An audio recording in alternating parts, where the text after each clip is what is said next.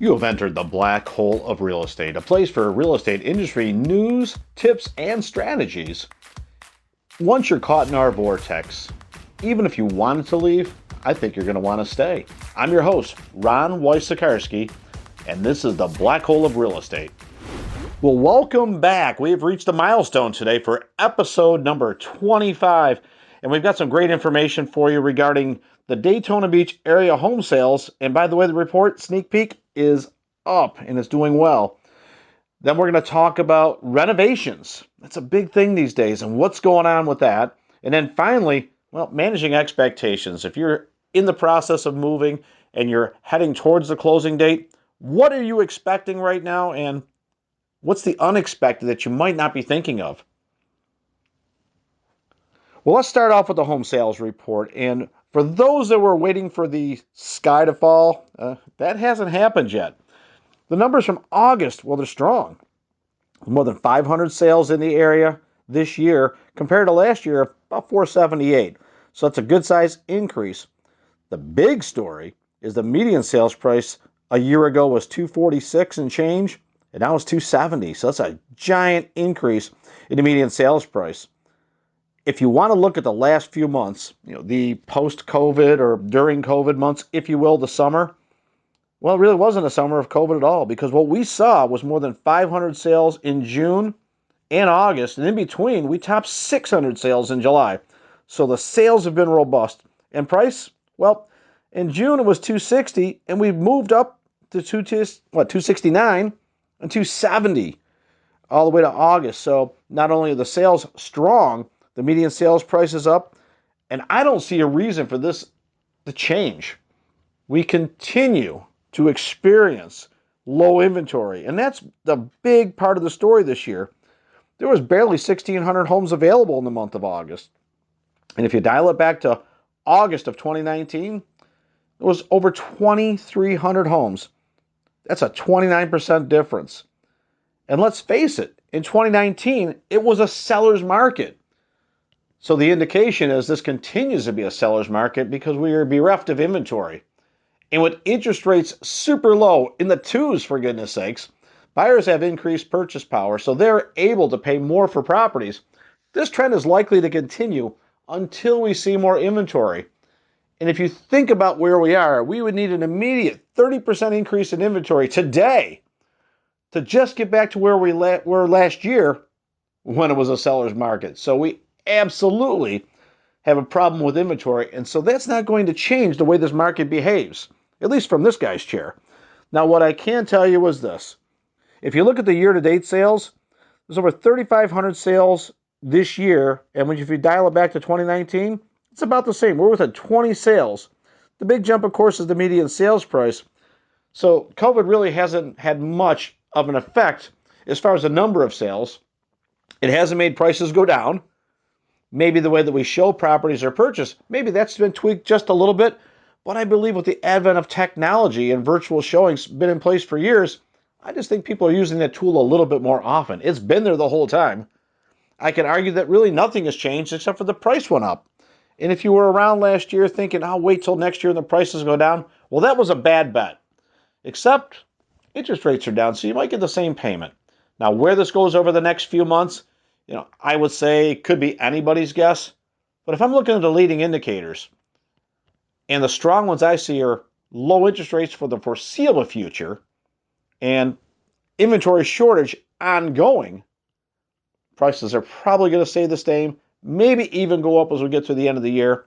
And even if a bunch of people put their house on the market, are we going to see a dramatic 30% increase? Because it only brings you back to where we were last year. I know we all love a bargain, but maybe, just maybe, the home that you're looking at today at 2% interest, well, maybe that's the bargain. Imagine prices maybe going down just a little bit, a couple percent next year. Well, if the interest rate goes up with that same couple percent, you're paying $200, $300, $400 more per month depending on the price of the home. That's a really bad bet. So if you're in the market, even if it feels painful, what you can say is I've got a great interest rate that really is hovering around the cost of living. And if you factor in cost of living to your interest rate, I think borrowing money right now to purchase property, which is your greatest investment over time, it's like borrowing money for free. Now, the next thing we should be talking about is renovations. Let's say that you bought the home and you want to fix it up or make changes, or you own a home and you're getting ready to sell and want to make changes, or maybe you're just ready for remodeling. You've been in the house for a while. What we have found is that materials are up dramatically because there is a shortage of materials because so many people are doing renovations. And the labor pool has shrunk because, again, so many people are doing renovations. We are finding where time and materials used to be about the same. So if you bought 1,000 materials, you'd pay about 1,000 in labor to get the job done. It might cost you $2,000. Today, that same 1,000 might be 1,200, 1,400 for the materials, and the labor is 2 to 2.5 times what you're finding in the materials. So if it was 1,000 plus 1,000, 2,000 last year, it might be 1,200 for the materials, or 13 or 14. And a labor could be $2,000 to $3,000. And that same job that you were getting last year for $2,000 might be 3, 4, maybe even 5,000 this year if you can get somebody to do the work. I can tell you from personal experience, things that I would dial up, and I know people in the business. I mean, I've sold more than 1,000 homes. I know plenty of contractors, even my best ones. They're 2 weeks out, 4 weeks out. I had to wait 60 days for a slider. And that, you would think that'd be pretty simple. The fact is that time and materials are up. The contractors, they're all busy. The builders are super busy too. There's so many new home starts. Everything is compromising the available inventory. I don't know that it's really a supply chain issue anymore. I think it's just a sheer volume of renovations and new construction that's really causing that pain point. And if you think back to 2005 and 6, we experienced the same thing. Now, I don't know that we're going to have 2007 or 2008 where the market dipped. And I don't see that because we have got a better control of our financial system and we've got a better control of the mortgages. I just think renovations right now, if you're looking to renovate the house, I would expect it to take a little longer than you're planning and to spend a little more on materials and a little more on labor. And if you're okay with that, that's fantastic. The good news is that median sales prices continue to climb, and the investment you're making in your home for your comfort and your enjoyment is likely to pay you back many times over the years. And if you happen to be selling it, it's probably a wise investment. So I would look to that. Now, managing expectations. Well, let's talk about that. We have so many people that are looking to move and do these dual closings where you're selling your house in the morning, you're homeless for a few hours until you complete the sale on the home that you're buying a little later in the day. And everything is going bonkers right now. The lenders are overworked, timelines are getting compressed or dragged out, and a home that might close on Friday might get kicked over to Monday. Moving vans could be in the driveway on Thursday night to get the house ready for the walkthrough. And then if we're not closing on Friday, where does that family go over the weekend? Do they have a place to go? Is the lender going to get the job done on Monday? Are there additional delays? That's just one piece of the puzzle. And then if you have to combine other showings and other opportunities, I would tell you that things can get very compromised along the way. So when we're managing expectations, understand that the lenders are working hard, the title companies are working hard, and they are likely battling a huge pile of files. We want everybody to be successful. We want to make sure everybody has the best possible experience. And it might require a little additional patience. And hopefully the professionals you're working for are just that, and they're true professionals with your interests at heart. So as you examine the opportunity to buy or sell real estate in this market, ensure that you are checking the reviews, finding the right people to help you out throughout the transaction, and learn more about who their preferred lenders are, and preferred contractors, and preferred title companies, and vendors. And make sure that the people you're working with, they have some sort of a plan, maybe a team in place of battle-tested professionals that will get you through every step of the transaction seamlessly with the least amount of worry and the best possible experience. The industry is full of great professionals, but like any business, there are people that maybe are a little inexperienced or new to the business that just simply don't know what they don't know. And it doesn't make them bad people or bad workers.